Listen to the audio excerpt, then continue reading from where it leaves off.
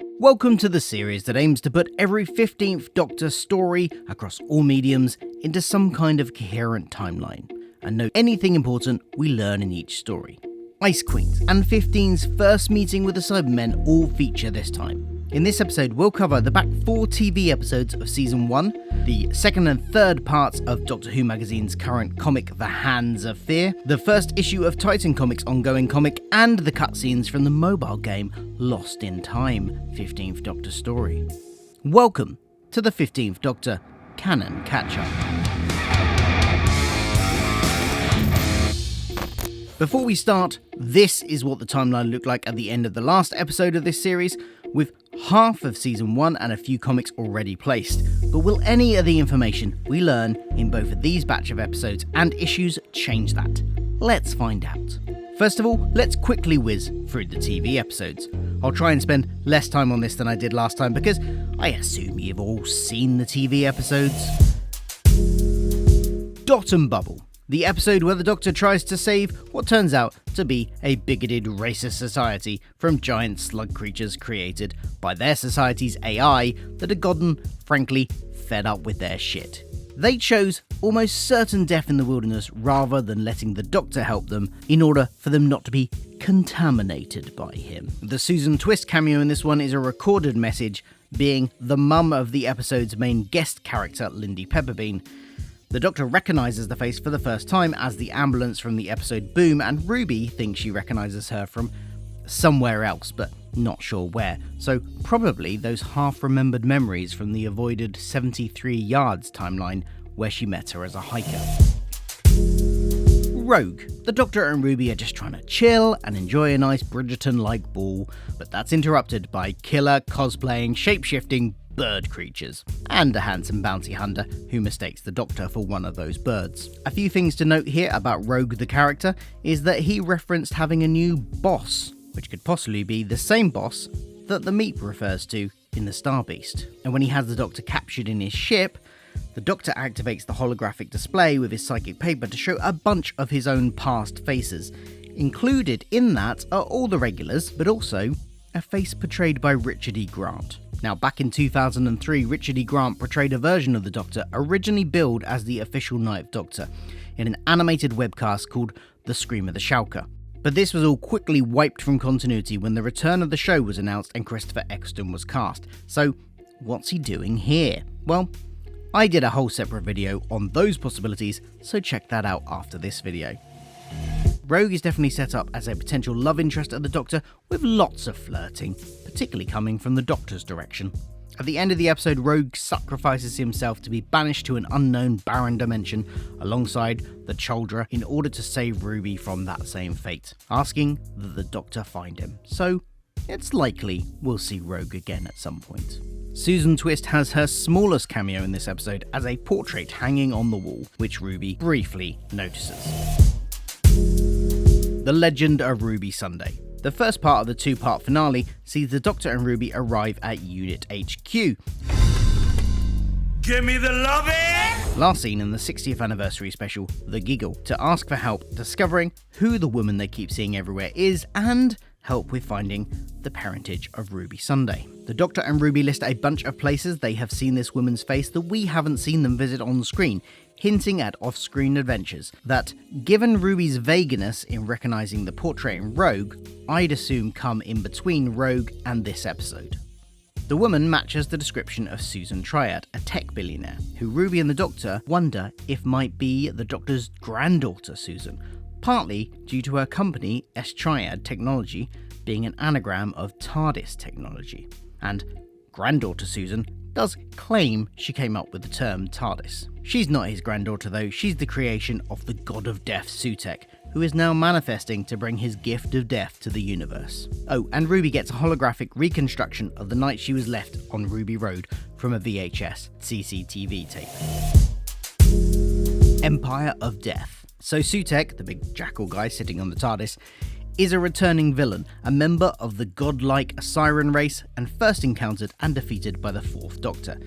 He has returned before in expanded media, and you can watch this video on my channel to find out all about those times. But unsurprisingly, this TV episode treats it as if this is the first time they have met since the events of Pyramids on Mars. If you're an everything is canon person, as I am, insert your own headcanon about how those events were wiped from the Time War or other wibbly-wobbly things here. The Doctor had thought he had aged Sutekh to death at the end of Pyramids of Mars, but turns out Sutekh latched onto the Tardis and the Time Vortex instead, and everywhere they have landed since, he has created someone in the form of Susan Triad ready to release his gift of death, which he activates here and dusts everyone on Earth apart from the Doctor, Ruby and Mel, who escape in a remembered Tardis from the hologram of the night on Ruby Road.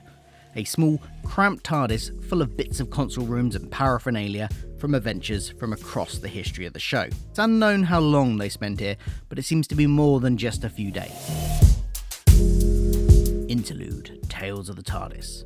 Tales of the TARDIS is a somewhat spin-off series where new segments are filmed in the memory TARDIS to top and tail classic Doctor Who cut-down repeats. There have been editions of this that were released around the 60th anniversary specials, with all sorts of returning Doctors and companions. But there was a new one released after The Legend of Ruby Sunday aired, with a scene of the Doctor and Ruby sheltering in the memory TARDIS, presumably fitting in at this point in the story. They are in different clothes than when they entered in the episode and different to when they leave. So I guess this is an unidentified duration time jump that we go to in the episode.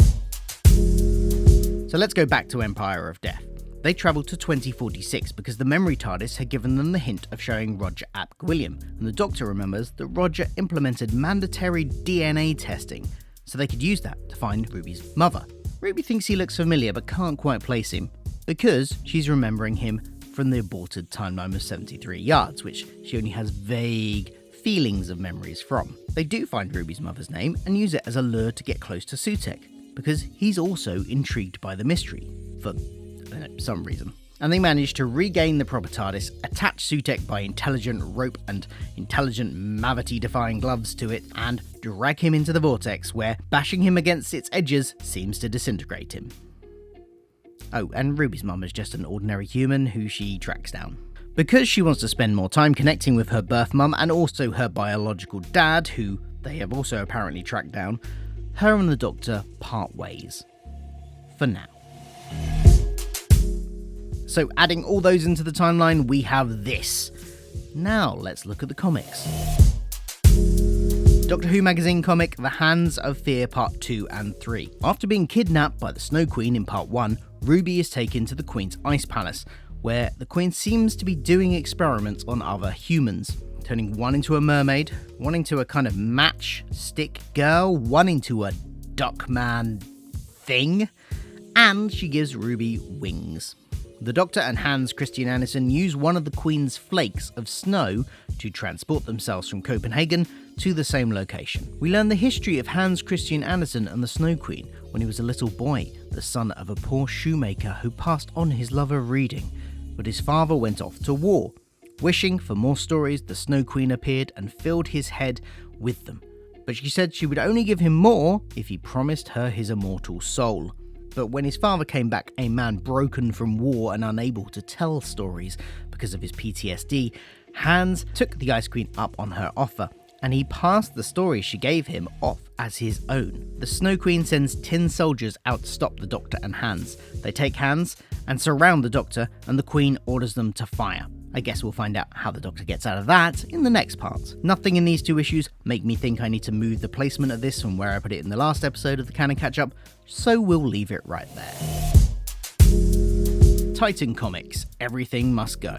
The Doctor and Ruby are following the coordinates they found in the cyber gauntlet that they took from the historic highwayman Dick Turpin in the free comic book day issue, meaning that the events of this likely follow on directly from that issue. They arrive in an abandoned, super big shopping mall on a mostly evacuated Earth in the 29th century, abandoned due to solar flares. This abandonment of the Earth had been referenced before, for example, with the Starship UK from the Series 5 episode The Beast Below, having launched also in the 29th century. Despite this being 3 years after the last evacuation ship left, according to the Doctor, there are still people in the shopping mall, seemingly conspiracy theorists who didn't trust the evacuation ships not to just fall out of the sky. Mavity gets mentioned, continuing the running joke of the Doctor having accidentally changed that word in history when him and Donna crashed into Newton's tree in the episode Wild Blue Yonder.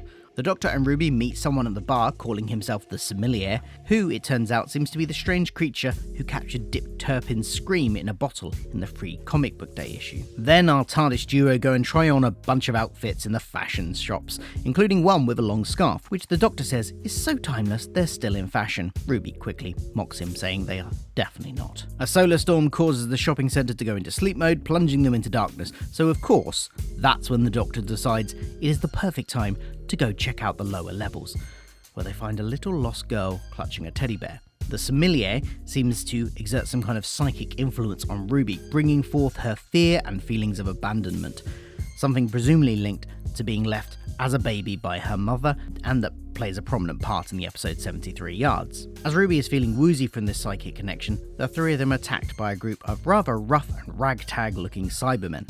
Ruby clearly hasn't encountered the Cybermen before, as the Doctor has to explain what they are. Ruby gets separated from the Doctor and the little girl, and finds herself lost and alone, unknown to her, with some insect-like creatures advancing on her. To be continued. Doctor Who Lost in Time mobile game cutscenes. Thank you quickly to fellow YouTuber Mr. Tardis for supplying me with the cutscenes from these, because I stopped playing this game a while ago. The mobile game Lost in Time has small sort of motion comic style cutscenes as part of its events, and yes, these are the easiest things to dismiss as not really happening, not canon. But as far as the Canon Catch-up is concerned, all stories in all mediums are canon.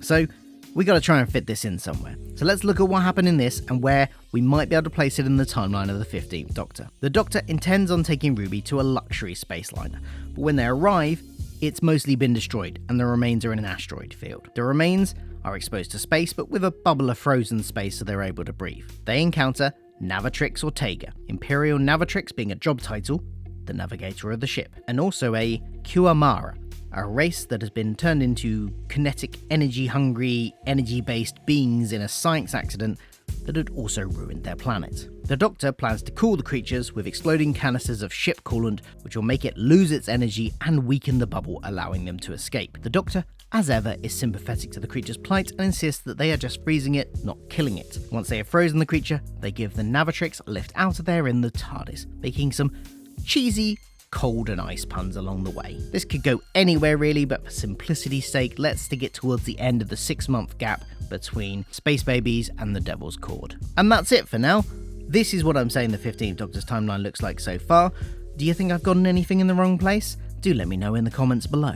And also let me know which of the stories I've covered here was your favourite. I still haven't quite finished reading the novel Ruby read, but I only have a few chapters left, so I'll definitely cover that one in the next episode of the Canon Catch-up, along with more comic book issues. If you love Doctor Who, then please do subscribe to my channel to not miss the next edition of the Canon Catch-up and a whole load of other Doctor Who videos, like this one about the possible in-universe explanations for Richard E. Grant's face being in Rogue.